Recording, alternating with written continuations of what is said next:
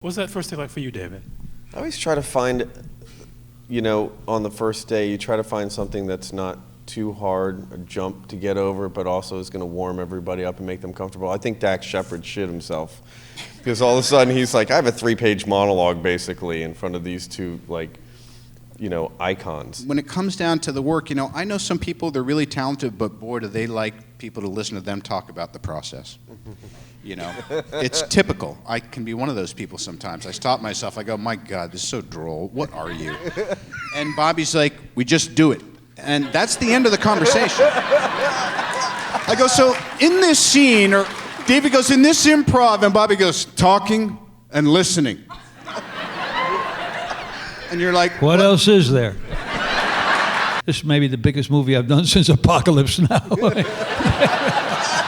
Way back. What was your first meeting? What do you remember about your first meeting with Robert? Yes. He came over and introduced himself and left, and I didn't know who he was. I've seen him at restaurants probably half a dozen times, and before I left, I always said, I have to go over and pay my respects to this great American actor. I have to. And I'd be like, Mr. Duvall, and he'd be like, yeah. I'd be like, I'm sorry. Yeah. And he'd look at me like I was wanting to get his food to go for him or something. It was such a smartly written script, this guy. I mean, he never wrote a script before, did he? No. All he did was come and stand on the set and just kind of look around like he was lost. They say, what was it like to be the Godfather? What was it like Lonesome Dove? That's all he ever asked. I'm not so big on the old school like everybody. One director in the movie said to an actor, when I say action, tense up, God damn it. I worked with Billy Bob, he said, rehearsals for pussies in only 2 takes. No, we didn't quite do it that way, but kind of.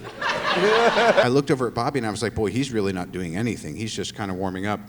And you look over and then you go and you watch the monitor and these extremely subtle things move the scene forward. And I go, all right, well, I'm not Mr. Subtle Things moving the scene forward.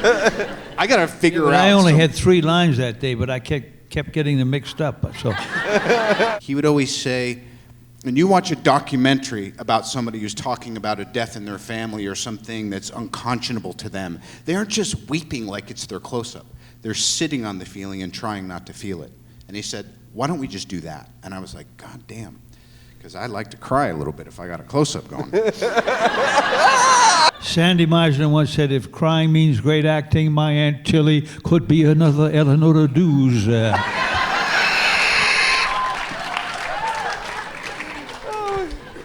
Well put. Yeah, I get that.